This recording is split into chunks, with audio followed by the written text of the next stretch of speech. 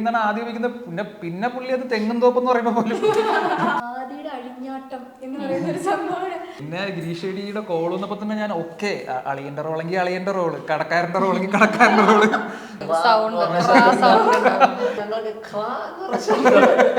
പുള്ളി പറഞ്ഞിരുന്നുണ്ട് ice rolling, ഇപ്പം pepper സ്പ്രേയുടെ കാര്യം മറ്റേ ഓംലെറ്റ് പറയും പുള്ളി ഇങ്ങനെയൊക്കെ ആക്കിയിട്ട് പോകുന്നുണ്ട് ആദ്യം. അപ്പൊ ഐസ് റോളിംഗ് ഒക്കെ ഗിരീഷ് പറഞ്ഞിരും, എടാ മറ്റേ ഐസ് റോൾ ചെയ്യണം കേട്ടോ, അവനെ കൈ അല്ലെങ്കിൽ ഒരു ഒച്ചപ്പാടക്കം ഡൗൺലോഡ് ഒക്കെ കേൾക്കാം. ഈ സീൻ എടുക്കുമ്പോൾ മാത്രം എല്ലാരും ഭയങ്കര ഇന്റിമേറ്റ് സീൻ എടുക്കുന്നു, എല്ലാരും സൈലൻസ് ഒക്കെ കേൾക്കാം. കുണു ഞാൻ പറയാനൊന്നും ഒരു സാധനം അതൊക്കെ ഡാൻസിന്റെ ABCD അറിയാത്ത ഞാനും. പിന്നെ ഈ ഓടക്കുഴലിന്റെ ഒരു ഷോട്ടാണ് ഉദ്ദേശിച്ചത്, ഓടക്കുഴലിന്റെ ഒരു ക്ലോസ് ആണ് ഉദ്ദേശിച്ചത്. അപ്പം ഈ മറ്റേ ടക്ക് ടക്ക് ആ ഒരു താളം വന്നപ്പോ ഞാൻ മറ്റേ പുരുകം ഇങ്ങനെ സാധനം ചെയ്തു. അപ്പൊ അവിടെ ഭയങ്കര ചിരിയായിരുന്നു. അപ്പൊ മറ്റേ ഈ സാധനം അവരെടുത്തു.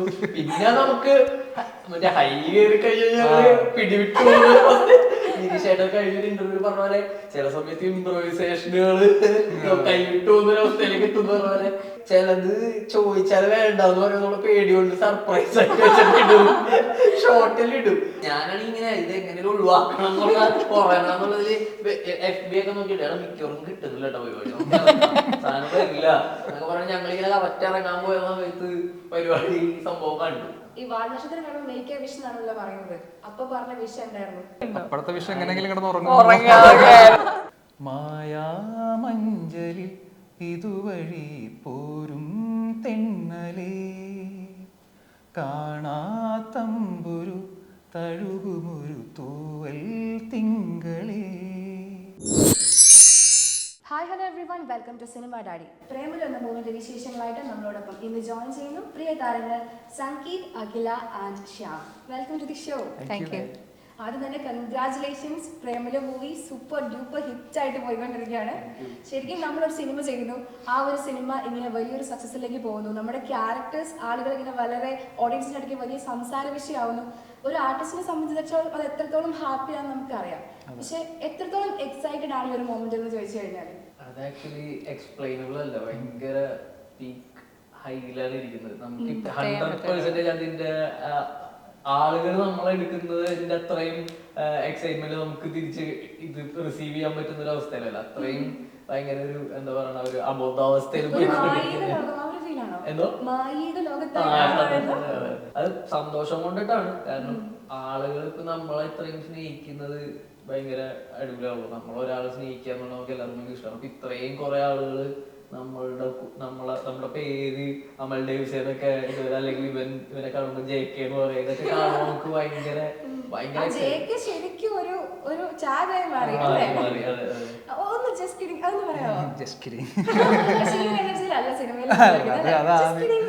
അല്ല അത് ശരിക്കും ജസ്റ്റ് കിഡിങ് എന്നാണ് ആദ്യം ഉപയോഗിക്കുന്നത്.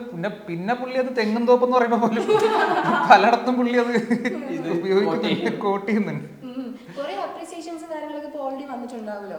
അതിൽ ഏറ്റവും കൂടുതൽ വിലപ്പെട്ടതായിട്ട് തോന്നിയ അല്ലെങ്കിൽ ഞെട്ടിച്ച് വന്നൊരു അപ്രീസിയേഷൻ എവിടെ നിന്നായിരുന്നു എന്ന് ചോദിച്ചു കഴിഞ്ഞാല് ഇന്നലെ ഗ്രൂപ്പിൽ ഞങ്ങളുടെ ഒരു ഗ്രൂപ്പ് ഉണ്ട്, ഞങ്ങൾ നസ്ലിൻ ഞങ്ങൾ. അപ്പൊ അതില് സത്യനന്ദിക്കേട് സാറിന്റെ ഒരു വോയിസ് നോട്ട് നസ്ലൻ ഇട്ടായിരുന്നു. പടം കണ്ടിട്ട് ഭയങ്കര ഇഷ്ടപ്പെട്ടു. ഞങ്ങൾക്കൊക്കെ ഞങ്ങളുടെയൊക്കെ നൊസ്റ്റാൾജിയാണ് സത്യൻ സാറൊക്കെ. അപ്പോൾ അത് ഭയങ്കര ഒരു ഹാപ്പിനെസ് ആയിരുന്നു. പക്ഷെ പറയാതിരിക്കും, എനിക്ക് നമ്മൾ കുറെ ത്രില്ലർ മൂവീസ് ഒക്കെ കണ്ടു വന്നിട്ടേ ഒരു എന്റർടൈൻമെന്റിന് വേണ്ടി ആൾക്കാർ ഇങ്ങനെ വെയിറ്റ് ചെയ്തിരിക്കുകയായിരുന്നു. അപ്പോഴാണ് കറക്റ്റ് സമയത്ത് പ്രേമലു കൊണ്ട് അവിടെ കൊണ്ട് പ്ലേസ് ചെയ്യുന്നത്. വാലന്റൈൻസ് ഡേ അത് കൊണ്ടുപോയി പ്രേമലു എന്ന് വേണമെങ്കിൽ നമുക്ക് പറയാം അല്ലെ. ഇപ്പം ഗിരീഷ് സാറിന്റെ ഒരു മൂവിയിലേക്ക് വരുമ്പോഴേ ഇപ്പം സാർ ഇപ്പൊ ഒരു ബ്രാൻഡായി മാറിക്കഴിഞ്ഞു, ഒരു ഹാട്രിക് ഒക്കെ അടിച്ചിട്ട് ഇങ്ങനെ ഇരിക്കുകയാണ്. അപ്പൊ അദ്ദേഹത്തിന്റെ മൂവിയിൽ നിന്ന് ഒരു കോള് വന്ന ആ ഒരു സമയം തൊട്ട് ഒരു കോള് വരുന്നു, നമ്മൾ ആ ഒരു ക്യാരക്ടറിനോട് യെസ് പറയുന്നു. അതിനുശേഷം ഇപ്പൊ സിനിമ ഹിറ്റായിട്ട് നിൽക്കുന്ന ക്യാരക്ടർ എല്ലാവരും അറിയുന്നു. ആ ഒരു ജേർണി ഒന്ന് തിരിഞ്ഞു നോക്കുന്ന സമയത്ത് എന്താണ് മനസ്സിൽ വരുന്നത്? ഇപ്പോൾ ബിക്കോസ് ഒരു കരിയർ ബ്രേക്ക് സംഭവിച്ചു എന്ന് പറയുന്ന ഒരു ഫീൽ ഉണ്ടോ? തീർച്ചയായിട്ടും ഉണ്ട്. കാരണം ഇത് ഗിരീഷേട്ടന് ഒരു ഓഡീഷൻ തരുമോ എന്ന് ചോദിച്ചിട്ട് വിളിച്ചിട്ട് ഓഡീഷൻ അറ്റൻഡ് ചെയ്യുന്നതും അത് കഴിഞ്ഞ് സെലക്ട് ആണെന്ന് പറയുന്നതും ഒക്കെ അപ്പോഴൊന്നും ഇങ്ങനെയൊന്നും എക്സ്പെക്ട് ചെയ്യുന്നില്ലല്ലോ. എന്തായാലും ഒരു നല്ലൊരു സിനിമ ആയിരിക്കും എന്നുള്ളൊരു പ്രതീക്ഷ ഉണ്ടായിരുന്നു. കാരണം ഭാവന സ്റ്റുഡിയോസ് ആണ് പ്രൊഡ്യൂസ് ചെയ്യുന്നത്, പിന്നെ ഗിരീഷ് ചേട്ടൻ്റെ പടമാണ്. അപ്പോൾ അതിനുള്ള ഒരു മിനിമം ഗ്യാരണ്ടി എന്തായാലും ഉണ്ട്. അപ്പം പക്ഷേ ഇതിപ്പോൾ നമ്മുടെ കയ്യിൽ നിന്ന് വിട്ട് എവിടെ എത്തി പടം, അതുകൊണ്ട് ഭയങ്കര സന്തോഷമാണ്. അതുപോലെ തന്നെ ആദ്യം എന്ന് പറയുന്ന ഒരു ക്യാരക്ടർ, അതിപ്പോൾ ഇന്നലെ ഞാൻ സ്റ്റോറി ഒക്കെ എടുത്ത് നോക്കുവാണെങ്കിൽ, ശ്യാം ചേട്ടൻ്റെ സ്റ്റോറി എടുത്ത് നോക്കുകയാണെങ്കിൽ അതിനകത്ത് എല്ലാം കാണുന്ന ഒരേ ഒരു കമന്റ് ആദിയുടെ അഴിഞ്ഞാട്ടം എന്ന് പറയുന്ന ഒരു സംഭവമാണ്. ആ ഒരു ക്യാരക്ടറിനോട് യെസ് ആയിരുന്ന സമയത്ത് ചിന്തിച്ചായിരുന്നു, ഓക്കെ ഇത്രത്തോളം വലിയൊരു അക്സെപ്റ്റൻസ് കിട്ടാൻ പോകുന്ന ഒരു കഥാപാത്രമാണ് ഞാൻ ചെയ്തുകൊണ്ടിരിക്കുന്ന ഒരു ഫീല് ത്രൂ ഔട്ട് ആ ഒരു ഷൂട്ടിന്റെ സമയത്തോ അല്ലെങ്കിൽ ഓക്കെ യെസ് പറയുന്ന സമയത്ത് തോന്നിയിട്ടുണ്ടായിരുന്നു? അല്ല, ഈ യെസ് പറയൽ എന്ന പ്രയോഗം ശരിയല്ല എന്ന് തോന്നുന്നു. ഞങ്ങളൊക്കെ എന്നെ ഗിരീഷേടിയുടെ കോൾ വന്നപ്പോൾ തന്നെ ഞാൻ ഓക്കെ അളിയൻ്റെ റോളെങ്കിൽ അളിയൻ്റെ റോള്, കടക്കാരൻ്റെ റോളെങ്കിൽ കടക്കാരൻ്റെ റോള്, ഗിരീഷേടിയുടെ ഒരു പടത്തിൽ എന്തെങ്കിലും ചെയ്യാന്നുള്ളൊരു ഇതായിരുന്നു. അപ്പം എനിക്ക് ഓഡിഷൻ ചെയ്ത സമയത്ത് ഇത്ര വലിയ ക്യാരക്ടറാണെന്നൊന്നും അറിയില്ലായിരുന്നു. പക്ഷെ സ്ക്രിപ്റ്റ് വായിച്ചു കഴിഞ്ഞാൽ മനസ്സിലായി ഭയങ്കരമായിട്ട് ഒരു ഇതുള്ളൊരു ക്യാരക്ടറാണ്. കാരണം ഒരു ആർക്കുള്ള ക്യാരക്ടറാണ്. പാളിപ്പോയാൽ കയ്യിൽ നിന്ന് പോകും, മൊത്തം പടത്തിനെ അത് ബാധിക്കും, എല്ലാവരുടെ പെർഫോമൻസിനെ ബാധിക്കും. അപ്പോൾ അത് ഇത്രയും ഒരു അക്സെപ്റ്റൻസ് വരുമെന്നൊന്നും വിചാരിച്ചിട്ടില്ല. ഞാൻ പറയട്ടെ, ഇപ്പൊ ആദ്യം ഒരു ക്യാരക്ടർ നോക്കും, നമ്മൾ ഓൾറെഡി ജസ്റ്റ് കിഡിങ് പറഞ്ഞു. അപ്പൊ അതെന്നൊക്കെ പറഞ്ഞാൽ നോർമൽ ആയിട്ട് സംസാരിക്കുന്നതിന്റെ ഒരു പൊടി മേളിൽ കയറിയിട്ടാണ് സംസാരിക്കുന്നത്, ജസ്റ്റ് കിഡിങ് എന്നൊക്കെ പറഞ്ഞത്. അപ്പം അത് ഈ പറഞ്ഞവരൊന്ന് അങ്ങോട്ടോ പോയി കഴിഞ്ഞാൽ കയ്യിൽ നിന്ന് പോകുന്ന ഒരു ക്യാരക്ടറായി മാറും. മാത്രം ഒരു കോർപ്പറേറ്റ് ലൈഫും ചെയ്യുന്ന ഒരു കഥാപാത്രമാണ്. അപ്പം ഏതെങ്കിലും രീതിയിൽ എന്തെങ്കിലും പ്രിപ്പറേഷൻസ് അല്ല ഒരു ക്യാരക്ടർ കേട്ട സമയത്ത് ആ ക്യാരക്ടർ ആവാൻ വേണ്ടി എന്തെങ്കിലും സ്പെഷ്യൽ പ്രിപ്പറേഷൻസ് അങ്ങനെ എന്തെങ്കിലും ഉണ്ടായിരുന്നു? ഞാനായിട്ട് ഒരു രീതിയിലും കണക്റ്റബിൾ അല്ലാത്തൊരു ക്യാരക്ടറാണ്. അപ്പോൾ ഞാൻ വളരെ നാടൻ മലയാളം മീഡിയം സ്കൂളിൽ പഠിച്ച് അങ്ങനെ വന്ന ഒരാളാണ്. ഇപ്പം ഞാൻ പക്ഷേ കുറച്ച് കാലം കോർപ്പറേറ്റിൽ വർക്ക് ചെയ്യുന്നത് കൊണ്ട് ഇവരുടേതായിട്ടുള്ള ഒരു ബോഡി ലാംഗ്വേജും ഇവരൊക്കെ ഭയങ്കര അവരെ പ്രസന്റ് ചെയ്യുന്നത് ഭയങ്കര രസമായിരിക്കും. ഞാൻ ഈ കോർപ്പറേറ്റ്സിനൊന്നും കുറ്റം പറയുന്നില്ല. ഈ ആദ്യം പോലുള്ള ചില ക്യാരക്ടേഴ്സ് ഉണ്ട്, അവർ അടുത്തറിയുമ്പോൾ നമ്മൾ മലയാളികളായതുകൊണ്ട് നമുക്ക് അറിയാം ഒരാൾ ശരിയല്ലല്ലോ നമുക്ക് മനസ്സിലാവും. പക്ഷെ അവന്മാർ ഭയങ്കര ഒരു പെർസോണ ക്രിയേറ്റ് ചെയ്തിട്ട് ജീവിക്കുന്നതാണ്. അതിൽ തന്നെയാണ് അവർ നോക്കുമ്പോൾ പോലും ഇങ്ങനെയൊക്കെ നോക്കുള്ളൂ. അങ്ങനെ ഒരു പരിപാടികൾ പിടിച്ച് അതെ. അപ്പൊ ആദ്യം ചിരിക്കുമ്പോഴാണെങ്കിൽ എനിക്ക് ആദ്യം വർക്കായി എന്ന് തോന്നിയത് ഫസ്റ്റ് സീൻ എൻ്റെ ആദ്യയുടെ ഫസ്റ്റ് സീൻ തന്നെയാണ് സിനിമയിലെ എൻ്റെ ഫസ്റ്റ് സീനായിരുന്നത്. ഇപ്പം റീനു വരുമ്പോൾ റീനുവിന് ഇങ്ങനെ മറ്റു കാര്യങ്ങൾ പറഞ്ഞു കൊടുക്കുന്നത്, റീനുവിനെ ഷേക്ക് ഹാൻഡ് കൊടുക്കുമ്പോൾ പുള്ളി ഇങ്ങനെ ഒരു ചിരിയുണ്ട്. അതിലൊരു ഈവിൾ പരിപാടി കിടപ്പുണ്ട്, നിന്നെ ഞാൻ എടുത്തോളാം എന്നുള്ളൊരു സാധനം. അത് ഗിരീഷ് ഭയങ്കരമായിട്ട് ചിരിച്ചു. അതിന്റെ ഷോട്ട് കണ്ടപ്പോൾ പുള്ളി ചിരിച്ചു. അപ്പൊ എനിക്ക് മനസ്സിലായി ഓക്കെ പരിപാടി എവിടെയോ വർക്കായിട്ടുണ്ട്. പിന്നെ കൈന്നിട്ട് അങ്ങനെ കുറെ മാനറിസങ്ങൾ നമുക്ക് ആർക്കും പറഞ്ഞുതരാൻ പറ്റില്ല എന്ന് തോന്നുന്നു. ഒരു നമ്മൾ ക്യാരക്ടറിനെ മനസ്സിലാക്കുന്നതല്ലാണ്. അപ്പൊ ഇതും എന്റെ ഒരു കോൺട്രിബ്യൂഷൻ ആയിരുന്നു ഈ ഒരു സാധനം. JK ജസ്റ്റ് കിഡിങ് എന്നുള്ളൊരു സാധനം ത്രൂ ഔട്ട് സ്ക്രിപ്റ്റിൽ ഉണ്ടായിരുന്നു. അപ്പൊ ഞാനിങ്ങനെ ആലോചിച്ചു എന്തെങ്കിലും ഒരു വെറുതെ ഇപ്പൊ JK എന്ന് കൈകെട്ടി പറയുന്നതിനെക്കാട്ടിൽ എന്തെങ്കിലും ഒരു സാധനം ഇടണോ എന്ന് ആലോചിച്ചപ്പോഴാണ് ഈ ആൾക്കാർ ഇന്റർവ്യൂസിലൊക്കെ നമ്മൾ കണ്ടിട്ടുണ്ട് ആൾക്കാർ കോട്ട് ചെയ്യുന്നത് സോ കോൾഡ് അജണ്ട എന്നൊക്കെ പറഞ്ഞിട്ട് ആൾക്കാർ അത് ആ സാധനം അങ്ങനെ ഗിരീഷിനോട് ചോദിച്ചു, ഈ ഒരു സാധനം ജസ്റ്റ് കിഡിങ്ങിന് ഇട്ടോട്ടെ എന്ന് ചോദിച്ചു. അപ്പോൾ പുള്ളി അത് ഭയങ്കര ഇഷ്ടപ്പെട്ടു. പിന്നെ പുള്ളി പറഞ്ഞിരുന്നുണ്ട് ഐസ് റോളിംഗ്, ഇപ്പം പെപ്പർ സ്പ്രേയുടെ കാര്യം മറ്റേ ഓംലെറ്റിന് പറയുമ്പോൾ പുള്ളി ഇങ്ങനെയൊക്കെ ആക്കിയിട്ട് പോകുന്നുണ്ട് ആദ്യം. അപ്പൊ ഐസ് റോളിംഗ് ഒക്കെ ഗിരീഷ് പറഞ്ഞു തരും, മറ്റേ ഐസ് റോൾ ചെയ്യണം കേട്ടോ, പിന്നെ കൈ ഇങ്ങനെ പറ്റിയ സംഭവങ്ങൾ അങ്ങനെ കുറെ സാധനങ്ങൾ പുള്ളിയുടെ കോൺട്രിബ്യൂഷൻ ഉണ്ട്. ഭയങ്കര കംഫർട്ടബിൾ ആക്കുന്ന ഒരു ഡയറക്ടറാണ്. നമ്മൾ നിന്ന് കൊടുത്ത് അതിന് പുള്ളി നമ്മളെ കൊണ്ട് ചെയ്യിപ്പിച്ചെടുത്തോളും. അതുപോലെ തന്നെ നമ്മളിപ്പം ട്രെയിലറൊക്കെ കണ്ട സമയത്ത് നമ്മൾ എക്സ്പെക്ട് ചെയ്യുന്ന ഒരു കോമ്പിനേഷൻ എന്ന് പറയുന്നത് നസ്ലിന്റെയും മമതയുടെ ഒരു കോമ്പിനേഷൻ ആയിരുന്നു. പക്ഷെ തിയേറ്ററിൽ നമ്മൾ സിനിമ കണ്ട സമയത്ത് അവിടെ വല്ലാതെ വർക്കായ കോമ്പിനേഷൻ എന്ന് പറഞ്ഞു കഴിഞ്ഞാൽ സംഗീത്, നസ്ലിൻ, അതുപോലെ തന്നെ ആദ്യം ആ ഒരു കോമ്പിനേഷൻ ആയിരുന്നു. അത് നമ്മളെ ത്രൂ ആയിട്ട് ചിരിപ്പിച്ച് കൊല്ലാന്നൊക്കെ പറഞ്ഞു കഴിഞ്ഞാൽ ആ സ്റ്റാർട്ടിങ് തൊട്ട് എൻഡ് വരെ നമ്മൾ കുറെ ചിരിച്ചു. ഈവൻ ആ ഫൈറ്റിന്റെ ഇടയ്ക്ക് പോലെയാണെങ്കിൽ പോലും നമ്മൾ കുറെ ചിരിച്ചു പോയിട്ടുണ്ടായിരുന്നു. നിങ്ങൾക്ക് എപ്പോഴെങ്കിലും ഇങ്ങനെ കയ്യിൽ നിന്ന് പോയിട്ടുണ്ടോ? ബിക്കോസ് നിങ്ങൾ മൂന്നുപേരും പരസ്പരം കണ്ടുമുട്ടുന്നതല്ല ഇങ്ങനെ ഒരു ഞെട്ടലോടെയാണ്. ആ ഒരു സാധനം ഇട്ടാണ് നിങ്ങൾ എപ്പോഴും മീറ്റ് ചെയ്യുന്നത്. അപ്പൊ ഇതൊക്കെ ചെയ്ത സമയത്ത് നിങ്ങളുടെ കയ്യിൽ നിന്ന് പോകാറുണ്ടായിരുന്നോ? പിന്നെ ഉറപ്പായിട്ടും പല സമയങ്ങളിലും എനിക്കായിരുന്നു ഇത്തിരി കുറച്ച് കൂടുതലുള്ളത് കയ്യിൽ നിന്ന് പോയത്. അതായത് പെട്ടെന്ന് നമ്മൾ ഓൾറെഡി പ്ലാൻഡ് ഡയലോഗ്സ് ആണെങ്കിൽ പിന്നെ നമ്മൾക്കൊരു ഇവന്മാരെന്തെങ്കിലും ഇടും എന്നുള്ളത്, അല്ലാതെ എക്സ്ട്രാ എന്തെങ്കിലും റിയാക്ഷൻസ് ഒക്കെ ഞാൻ ഭയങ്കര ചിരിക്കുന്ന ആളോ ഓരോ സ്ഥലത്തിലും. അപ്പൊ എനിക്കിത് കാണുമ്പോൾ ഭയങ്കര എക്സൈറ്റ്മെന്റ് ചിരിച്ചു പോവാറുണ്ട്. പല സമയത്തും അത് സംഭവിക്കാറുണ്ട്. പിന്നെ ഞാൻ നെസ്റ്റിനൊക്കെ കൂടുതലും ചെയ്തൊക്കെ നോക്കും, അതിന് മുമ്പൊക്കെ എന്തെങ്കിലുമൊക്കെ ചെയ്തൊക്കെ നോക്കും. അപ്പോ എന്തെങ്കിലും പരിപാടികൾ വരാറുണ്ട്. എങ്ങനെയാണ് ഡയറക്ടർ ഓൾറെഡി പറഞ്ഞിട്ടുണ്ടായിരുന്നു നിങ്ങൾ മീറ്റ് ചെയ്യുന്ന സമയത്തെല്ലാം നിങ്ങൾ കണ്ടുമുട്ടുമ്പോൾ ഇങ്ങനെ ഈ ഒരു എക്സ്പ്രഷൻ ഇട്ടിട്ടാണ് നിങ്ങൾ മീറ്റ് ചെയ്യുന്നത്? അതെങ്ങനെയായിരുന്നു ആ ഒരു സീനൊക്കെ ഒന്ന് പറഞ്ഞു? ടെല്ലുകളൊക്കെ പ്രോപ്പർലി ഇവന്മാര് ഞെട്ടുന്നു എന്നുള്ളത് അങ്ങനെ തന്നെ ഉണ്ടായിരുന്നു, എഴുത്തിലുണ്ടായിരുന്നു. ഇവന്മാര് ഞെട്ടി മറ്റേ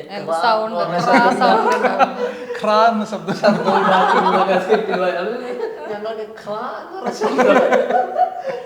അപ്പൊ അതുണ്ടായിരുന്നു.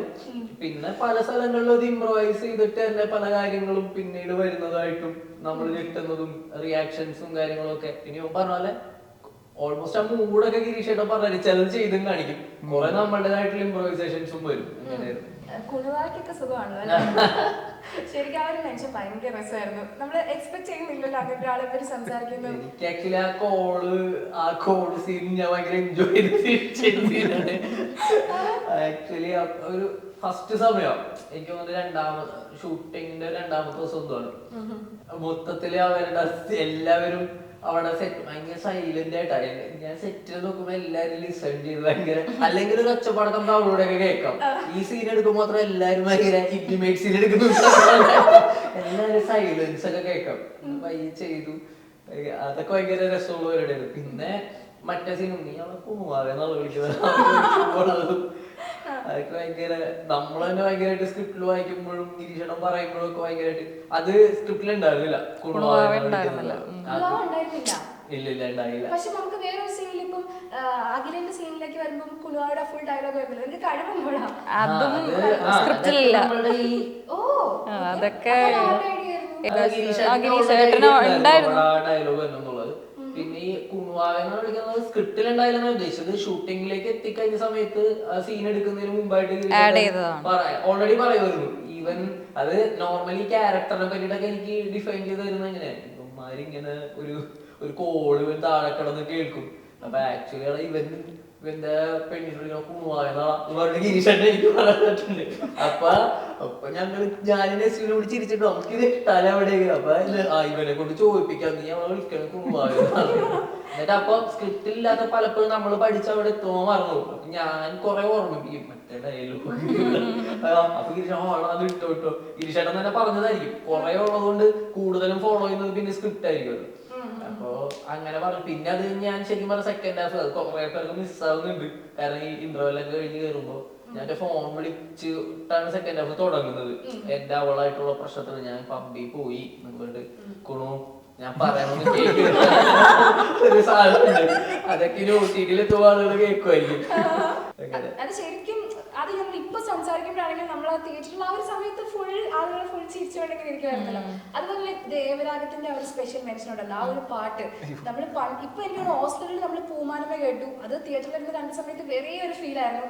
അങ്ങനെ ഇരിക്കുമ്പോഴാണ് നമ്മൾ അത് ശരിക്കും തിയേറ്റർ എക്സ്പീരിയൻസ് വേണ്ടതാണ് ആ ഒരു പാട്ടിന് അല്ലെ. ഭയങ്കര ഫീൽ ആയിരുന്നു. അത് റിക്രിയേറ്റ് ചെയ്യുന്ന സമയത്ത് എന്തായിരുന്നു ഫീൽ? ആ കൃഷ്ണൻ ഒരു ഡാൻസിന്റെ ABCD അറിയാത്ത ഞാൻ നമ്മുടെ ശ്രീജിത്ത് ഡാൻസ് സിറ്റി എന്ന് പറഞ്ഞിട്ട് കൊച്ചിയിലൊരു ഡാൻസ് സ്കൂൾ ഉണ്ട്. അപ്പൊ പുള്ളിയാണ് നമ്മുടെ നീല വെളിച്ചത്തിലൊക്കെ അനുരാഗ മധുചഷകമൊക്കെ കൊറിയോഗ്രാഫി ശ്രീജിത്ത് മാസ്റ്ററാണ്. അപ്പൊ പുള്ളിയായിരുന്നു നമ്മുടെ കൊറിയോഗ്രാഫർ. ഇവര് പുള്ളിക്കാരിയും ഡാൻസ് ചെയ്യും. അമിത അസാധ്യ ഡാൻസറാണ്. ഞാൻ മറ്റേ ഒരു പരിചയമില്ല, മുൻ പരിചയമില്ല. അവിടെ ചെന്നപ്പം ഞാനിങ്ങനെ പുള്ളിയോട് പറഞ്ഞു കഴിയും ബ്രോ എനിക്ക് ഇതിനെപ്പറ്റി വലിയ ഐഡിയ ഒന്നും ഇല്ല, എന്നെ കൊണ്ടൊന്ന് ചെയ്യിപ്പിച്ചെടുക്കണം. കാരണം പുള്ളി ഒരു ക്ലാസിക്കൽ പരിപാടിയുള്ള സാധനമാണ് സംഭവം. തീരെ കോമഡി അല്ല ആദ്യം ചെയ്യുന്നതൊന്നും ആദ്യം സംബന്ധിച്ച് കോമഡി അല്ല. അപ്പൊ ആദ്യം പറയുന്നുണ്ട് ഞാനൊരു സംഭവം കൊറിയോഗ്രാഫി ചെയ്തിട്ടുണ്ട്, നമുക്ക് സമയമുള്ള പോലെ പ്രാക്ടീസ് ചെയ്യാന്ന് പറയുന്നുണ്ട്. അപ്പൊ ആദ്യം അതെ.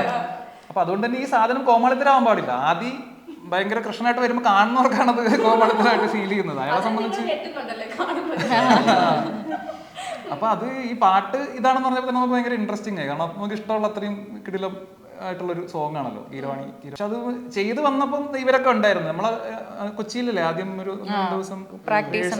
പിന്നെ അവര് ടീമായിട്ട് ഹൈദരാബാദിൽ വന്നിട്ടുണ്ടായിരുന്നു. അപ്പം അന്ന് ഞങ്ങൾ താമസിക്കുന്ന അപ്പാർട്ട്മെന്റിൽ ഒരു ഫൈനൽ റിഹേഴ്സലിന്റെ ഒരു സംഭവം ചെയ്തപ്പം അന്നാണ് ഇവര് കാണുന്നത്, സംഗീതവും നസ്ലിനും കാണുന്നത്. അപ്പൊ ഇവര് ഭയങ്കരമായിട്ട് കൊള്ളാലോടെ, പ്രത്യേകിച്ച് ഇവര് ഓൾറെഡി കളിക്കും. അപ്പൊ ഇവരെന്നോട് പറഞ്ഞു, രണ്ടുപേരും എന്നോട് ഭയങ്കര കോൺഫിഡൻസ് തോന്നുന്നു, അടിപൊളിയായിട്ടുണ്ട്, സീരിയസ് ആയിട്ട് അടിപൊളിയായിട്ടുണ്ടെന്ന് പറഞ്ഞു. ഇപ്പം കളിക്കുന്ന സാധനം അപ്പം ഓക്കെ ഈ പറഞ്ഞ പോലെ കാണുന്നവർക്കാണ് കോമഡി. ആക്ച്വലി പറഞ്ഞ പോലെ ആ ഇൻട്രോ ഒക്കെ മാത്രമേ കോമഡി ഉള്ളൂ. അതും അവിടെ എത്തിയപ്പോ ഇവന്റെ സൈഡിൽ നിന്ന് ഇംപ്രവൈസേഷന്റെ ഭാഗമായിട്ട് കയറിയതാണ്. പക്ഷെ ഡാൻസ് ശരിക്കും പറഞ്ഞാൽ എടുത്ത് നോക്കി കഴിഞ്ഞാൽ കോമഡി അല്ല. അവിടുത്തെ ഞങ്ങളുടെ റിയാക്ഷൻസ് ആയിരിക്കും, അതുകൊണ്ടാണ് കോമഡി.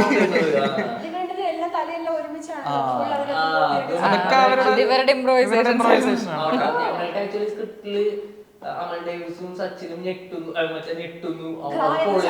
പൊളിഞ്ഞിരിക്കുന്നു, ഇതൊക്കെയായിരുന്നു ഡീറ്റെയിൽസ് അവിടെ. അപ്പൊ ഇത് കൊറിയോഗ്രാഫിന്റെ സാധനം ആയതുകൊണ്ട് തന്നെ മാസ്റ്റർ ഉണ്ട്, കുറെ ക്യാമറ 2 ക്യാമറ ഒക്കെ വെച്ച് ഷൂട്ട് ചെയ്യുന്നു, എല്ലാവരും ഫോക്കസ് അപ്പുറത്തേക്ക്. ഇവരുടെ സ്റ്റേജിലേക്കാണ് ഷൂട്ടിങ്. 2 ദിവസം ഉണ്ടായാലും ഒരു 90%. ലാസ്റ്റാണ് ക്യാമറ ഇങ്ങോട്ട് തിരിയുന്നത്. അപ്പോഴും നമ്മളിങ്ങനെ ഇരിക്കുകയാണ്. ഓക്കെ, അപ്പൊ ഞങ്ങൾക്ക് കുറെ ടൈമും കിട്ടി ആക്ച്വലി. ഇവരുടെ ചെയ്തോണ്ടിരിക്കുമ്പോ നമ്മൾ ഓൾറെഡി പ്രസന്റ് ബാക്ക് ഷോട്ട് ഒക്കെ ഉള്ളതുകൊണ്ട് നമ്മൾ അവിടെ ഉണ്ടാവണം. അപ്പൊ പയ്യെ ഒരു പോയിന്റിലാണ് മറ്റേ ഈ സാധനം കിട്ടിയത്. അത് ഞാനിട്ടപ്പോഴേക്കും ഞാൻ പറയാം നെസ്ലിനോട് പറഞ്ഞു നമുക്ക് ഒരുമിച്ച് ഇടാം ഈ സാധനം പറഞ്ഞു. ഞങ്ങൾ ഒരുമിച്ച് ഇട്ടു. അടുത്ത ഷോട്ടുള്ള ഒരു സാധനം മറ്റേ ഈ സാധനം അവരിടുന്നു. പിന്നെ നമുക്ക് മറ്റേ ഹൈ കയറി കഴിഞ്ഞാൽ പിടിവിട്ടു. ഗിരീഷേട്ടൻ കഴിഞ്ഞൊരു ഇന്റർവ്യൂ പറഞ്ഞ പോലെ ചില സമയത്ത് ഇംപ്രൂവൈസേഷനുകൾ കൈവിട്ടു പോകുന്ന അവസ്ഥയിലേക്ക് എത്തുന്ന പറഞ്ഞ പോലെ ഞങ്ങൾ പിന്നെ എല്ലാത്തിനും ഇങ്ങനെ ഇതാവണി. അപ്പൊ ആദ്യം ഈ സാധനം നമ്മളാണെങ്കിൽ ചിലത് ചോദിച്ചാൽ വേണ്ടെന്ന് പറയുന്ന പേടികൊണ്ട് സർപ്രൈസ് ആയിട്ട് വെച്ചിട്ടിടും, ഷോർട്ടിലിടും.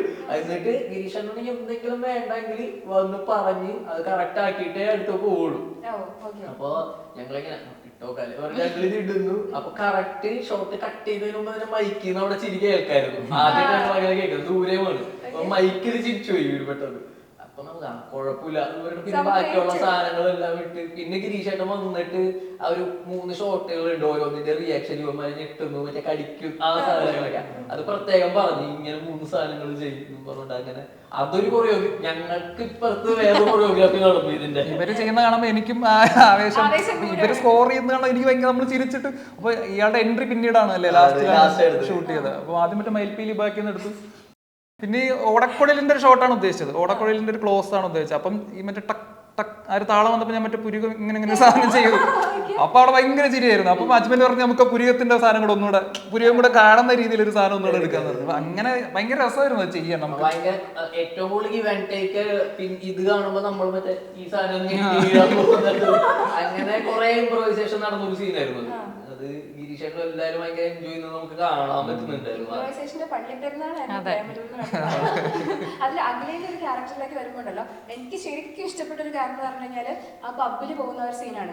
സിനിമയിലെ ഏറ്റവും സുന്ദരിയായിട്ട് അഖില ആ ഒരു ക്യാരക്ടറിൽ പബ്ബിലേക്ക് പോകുന്ന സമയത്താണ് ഏറ്റവും സുന്ദരിയായിട്ട് പോകുന്നത്. അവിടെ ചെല്ലുന്ന സമയത്ത് ഓക്കെ ഞാൻ പ്രതീക്ഷയാണ് ഇരിക്കുന്നത്, വിളിക്കുമ്പോഴൊക്കെ ഓക്കെ നീ പറയണമെന്നൊരു സെറ്റപ്പിൽ ഇരിക്കുന്നു. ആൻഡ് ഓക്കെ മറ്റു കുട്ടീനെ താല്പര്യം ഉണ്ടെന്ന് പറയുമ്പോഴേക്കും അതായിരുന്നു എന്ന് പറഞ്ഞ ആ ഒരു ഭാവമൊക്കെ ഉണ്ടല്ലോ. അപ്പൊ ഇതൊക്കെ ചെയ്യുന്ന സമയത്ത് എന്തെങ്കിലും അഡീഷണൽ എഫേർട്ട് ഇട്ടിരുന്നു? ബിക്കോസ് അത് നമുക്ക് കൃത്യമായിട്ട് കമ്മ്യൂണിക്കേറ്റ് ആയി.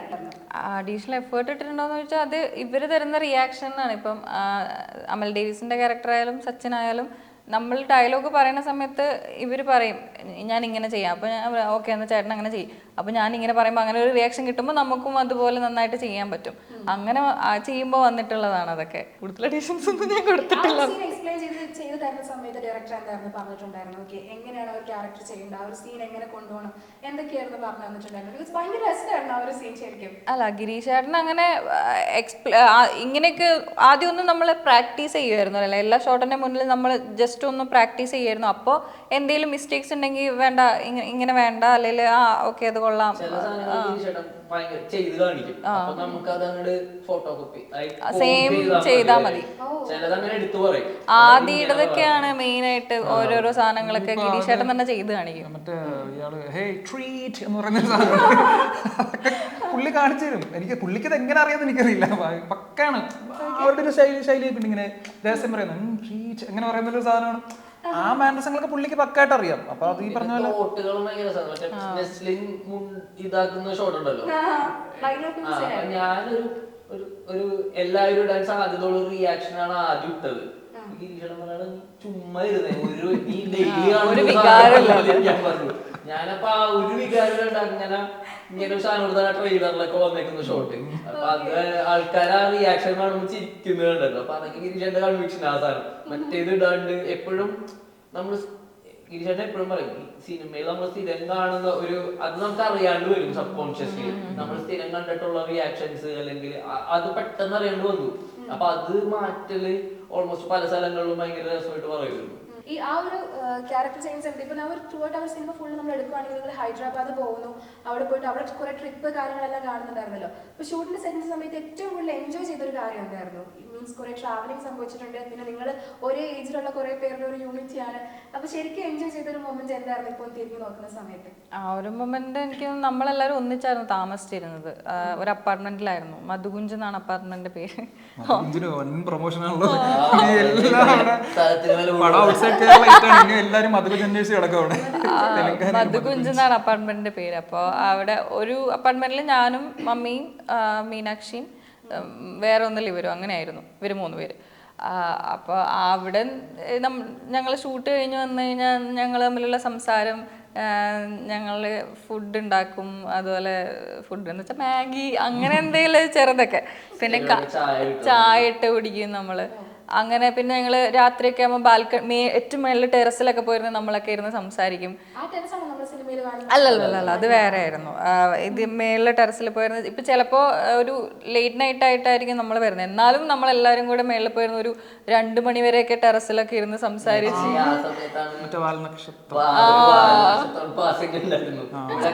ഒരു ന്യൂസ് കണ്ടായിരുന്നു. 3 കണ്ടു. രാത്രി ഷൂട്ട് കഴിഞ്ഞിട്ടുണ്ട് പരിപാടിയൊക്കെ കഴിയുന്നു. വന്ന് നൈറ്റ് ഇരുന്ന് ഇത് കാണണം എന്ന് പറയുന്നത് കുറെ പേരൊക്കെ കൊഴിഞ്ഞു. അവസാനം മമ്മിക്ക് അല്ല കാണാൻ പറ്റില്ല. മമ്മിക്ക് ആക്ച്വലി ഈ സ്കൈ ഭയങ്കര ഇഷ്ടമാണ്, അതുപോലെ ഈ മൂൺ, പിന്നെ നക്ഷത്രങ്ങള്, അതൊക്കെ അവൾക്ക് ഭയങ്കര ഇഷ്ടമുള്ള കാര്യങ്ങൾ. അപ്പൊ അവള് നമ്മളൊക്കെ ഇങ്ങനെ ഉറക്കുന്നു, അവളാണെങ്കിൽ ഭയങ്കര എക്സൈറ്റഡ്. ഇപ്പൊ ആദ്യം ശ്യാമേട്ട പോയി, കുറച്ച് കഴിയുമ്പോ പിന്നെ ഞാനും പോയി, പിന്നെ ഇവര് 3 പേരായിരുന്നു. കിട്ടില്ല ഞാനാണെങ്കിൽ ഇങ്ങനെ ഇത് എങ്ങനെയും ഒഴിവാക്കണം എന്നുള്ളതില് FB ഒക്കെ നോക്കിയിട്ട് മിക്കവാറും കിട്ടുന്നില്ല കേട്ടോ പരിപാടി, സാധനം വരില്ല എന്നൊക്കെ പറഞ്ഞ് ഞങ്ങളിങ്ങനെ കറക്റ്റ് ഇറങ്ങാൻ പോയ സമയത്ത് പരിപാടി സംഭവം കണ്ടു. ഈ വാൽനക്ഷത്രം കാണുമ്പോൾ മേക്ക് എ വിഷ് എന്നാണല്ലോ പറയുന്നത്. അപ്പൊ പറഞ്ഞ വിഷ് എന്തായിരുന്നു? അത് പറയാൻ പാടില്ല. അത് കഴിഞ്ഞ് അല്ല അത് ഓർമ്മയുണ്ടോ? അപ്പോഴത്തെ വിഷയം എങ്ങനെയെങ്കിലും കിടന്ന് എങ്ങനെയെങ്കിലും പറഞ്ഞിട്ട് കിടന്ന് ഉറങ്ങാൻ പറ്റുന്നത്. വാലന്റൈൻസ് ഡേ വരുമ്പോട്ട് ചോദിക്കുകയാണ് കേട്ടോ, കുണുവാവ എന്തെങ്കിലും കുണുവാവ കൺസെപ്റ്റ് വല്ലതും ഉണ്ടോ? കുണുവാവ വീട്ടിൽ അപ്പൊ എന്താണ് ഈ വാലന്റൈൻസ് ഡേയുടെ പ്ലാൻ? ബിക്കോസ് ഓൾറെഡി നമുക്ക് ഇപ്പൊ സിനിമയുടെ പ്രൊമോഷൻസ് ഒക്കെ ഭയങ്കര ബിസിയാണെന്ന് അറിയാം, എന്നാലും ആക്ച്വലി കൊല്ലം അത് തന്നെ പ്രൊമോഷൻ ഞാൻ എവിടെയൊക്കെ കേട്ടിട്ടുണ്ടായിരുന്നു, അതായത് മിമിക്രി ചെയ്യും, അതില് ഗിരീഷ് ഏടി സാറിനെ ഇമിറ്റേറ്റ് ചെയ്യുമ്പോൾ ഞാൻ എവിടെയോ ഇങ്ങനെ അല്ല ഗിരീഷ് അങ്ങനെയല്ല. അത് ഞങ്ങൾ സംസാരിക്കുമ്പോ അതിന്റെ ഇടയിൽ ഉണ്ടാവുന്ന ചില കാര്യങ്ങൾ ഇമിറ്റേറ്റ്, അത് എത്രത്തോളം എല്ലാവർക്കും പുള്ളി സംസാരിക്കാൻ പുള്ളി ഇങ്ങനെയൊക്കെയാണ്. ഇപ്പൊ നമ്മളൊരാൾ ഇങ്ങനെയാണ്, പുള്ളി ഇങ്ങനെ ആയിരിക്കും കേൾക്കുന്നത്. പുള്ളിക്കൊരു ചരിവുണ്ട്, ഇങ്ങനെ ഒരു സാധനം. അതൊക്കെ എനിക്കിപ്പോ അറിയാതെ വരുന്നുണ്ട്. ഞാൻ കഴിഞ്ഞൊരു ഇന്റർവ്യൂ കണ്ടപ്പോൾ ഞാൻ മൊത്തം അങ്ങനെയാണ് ഇരിക്കുന്നത്.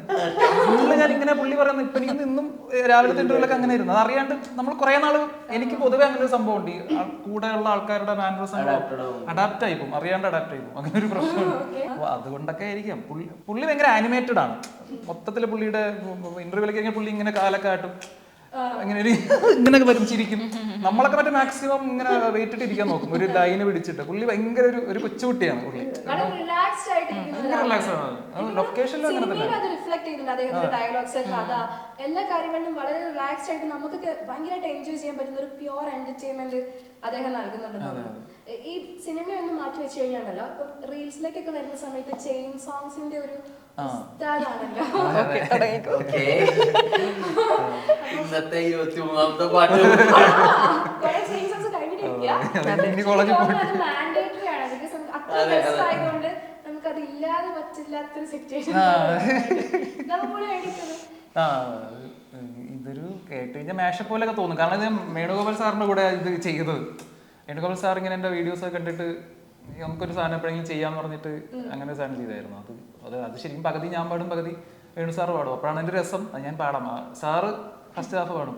സാറിൻ്റെ ഒരു ഹിറ്റ് പാട്ടാം, മായാമഞ്ചലിൽ ഇതുവഴി പോരും തെന്നലേ, കാണാത്തമ്പുരു തഴുകുമൊരു തൂവൽ തിങ്കളേ, നാനുനെ നീങ്ക മാട്ടേൻ നീங்கிനാൽ തൂങ്ക മാട്ടേൻ சேர்ந்ததே நம் ജീവനെ മായാമഞ്ചൽ. അത് ശരിക്കും ആ റിയാക്ഷനോട് കൂടി കണ്ടാലേ ഇപ്പൊ ഇത് ഞാനുനെ എന്ന് പാടുമ്പോ സാർ ഇങ്ങനെ നോക്കും എന്നെ. അങ്ങനെ ഒരു സംഭവമൊക്കെ ഉണ്ട്. പുള്ളിയെ കൊണ്ട് അഭിനയിപ്പിച്ച് ഇപ്പൊ നമ്മൾ സിനിമയിലേക്ക് വരുന്ന സമയത്ത് ഇപ്പൊ നമ്മൾ കുറെ ക്യാരക്ടേഴ്സ് ചെയ്തു പോയിട്ടുണ്ട്. ഇപ്പം ഷോർട്ട് ഫിലിമിലാണെങ്കിലും നമ്മുടെ വർക്ക്ഷോപ്പിന്റെ ആ ഒരു ഷോർട്ട് ഫിലിം ഭയങ്കര അടിപൊളിയായിരുന്നു. ആൻഡ് ഈ ഒരു സിനിമയിലേക്ക് വരുമ്പോൾ ആ ഒരു ക്യാരക്ടറിന് വലിയൊരു അക്സെപ്റ്റൻസ് ഇപ്പൊ കിട്ടിക്കൊണ്ടിരിക്കുകയാണ്. ഒരു ത്രൂ ഔട്ട് ഒരു ക്യാരക്ടർ എന്ന് പറഞ്ഞാൽ നമ്മൾ എസ്റ്റാബ്ലിഷ്ഡ് ആവുന്നത് ഈ ഒരു സിനിമയിലൂടെയാണല്ലോ. അപ്പൊ ശരിക്കും ഈ ഒരു മൊമെന്റിൽ എന്താണ് ഏറ്റവും കൂടുതൽ എക്സൈറ്റ് ചെയ്യിപ്പിക്കുന്നത് ചോദിച്ചു കഴിഞ്ഞാൽ? എക്സൈറ്റ് ചെയ്യിപ്പിക്കുന്നത് എന്താന്ന് വെച്ചാൽ ഒന്നുമില്ല, ഈ പടം ഇത്രയും വലിയ ഹിറ്റ് എന്താ പറയേണ്ടതില്ല, ബ്ലോക്ക് ബസ്റ്റർ എന്നോ അങ്ങനെ പറയാം. അങ്ങനെ ആയത് തന്നെയാണ് ഞങ്ങൾക്ക് ഏറ്റവും വലിയ എക്സൈറ്റ് ചെയ്യിപ്പിക്കുന്ന ഫാക്ടർ. പിന്നെ എന്താ വെച്ചാൽ ഇപ്പം അനുരാഗിന്നും പൂവനും എടുത്തു നോക്കുമ്പോൾ രണ്ടും ഒരു സെയിം ടൈപ്പ് ഓഫ് ക്യാരക്ടർ. വീണ ആയാലും നീതു ആയാലും ഒരു നാട്ടിൻപുറത്തിൽ ഒതുങ്ങിക്കൂടുന്ന ഒരു ടൈപ്പ് ഓഫ് ക്യാരക്ടറാണ്. ഇതിൽ നേരെ തിരിച്ചിട്ടുള്ളൊരു കുറച്ച് മോഡേൺ ആയിട്ടുള്ളൊരു ക്യാരക്ടറാണ്. അത് മാത്രമേ വ്യത്യാസമുള്ളൂ എന്ന് എനിക്ക് തോന്നുന്നു.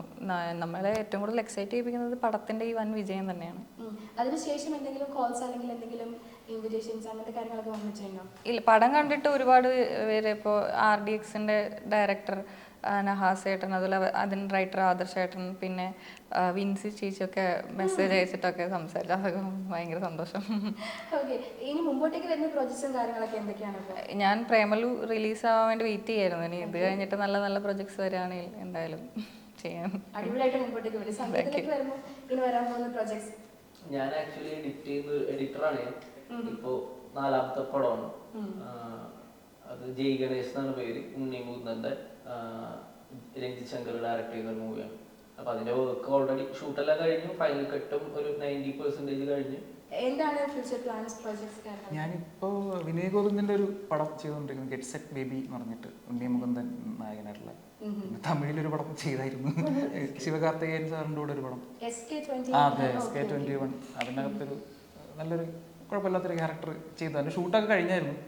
അത് അടുത്തൊരു എക്സൈറ്റിംഗ് പ്രോജക്റ്റ് എന്ന് പറഞ്ഞാൽ ശരിക്കും അതാണ്. കാരണം കമൽഹാസൻ പ്രൊഡ്യൂസ് ചെയ്യുന്നൊരു പടം എന്നൊക്കെ പറയുമ്പോൾ ഭയങ്കരമായിട്ട് നമുക്ക് അത്രയും ആരാധനയുള്ള ഒരു വ്യക്തിയാണ്. അപ്പോൾ അതാണ് ഇപ്പോ ഇല്ല, അങ്ങനെ ഒരു വലിയ പിവോട്ടൽ ക്യാരക്ടർ ഒന്നും പറയാൻ പറ്റില്ല. ബട്ട് സായി പല്ലവിയുടെ ഒരു ബ്രദർ ക്യാരക്ടറാണ്. അപ്പൊ അതൊരു നല്ലൊരു ഇമോഷണൽ ആർക്കും കാര്യങ്ങളൊക്കെ ഉള്ളൊരു നല്ലൊരു ക്യാരക്ടറാണ്. അപ്പൊ എന്താണെങ്കിലും ഇനി മുമ്പോട്ടേക്ക് പോകുന്ന സമയത്ത് നിങ്ങൾക്ക് ഇപ്പം ലഭിച്ച ആ ഒരു വിജയത്തിന്റെ മുകളിൽ ഇതിനേക്കാളും ഇരട്ടി വിജയങ്ങളായിട്ട് നല്ല നല്ല കഥാപാത്രങ്ങളും നല്ല നല്ല സിനിമകളായിട്ട് ഒരു ഇൻഡസ്ട്രിയിൽ നിന്നു പോകാൻ സാധിക്കട്ടെ എന്ന് ആശംസിക്കുകയാണ്. അപ്പം എല്ലാവിധ ആശംസകളും. Thank you so much. Thank you.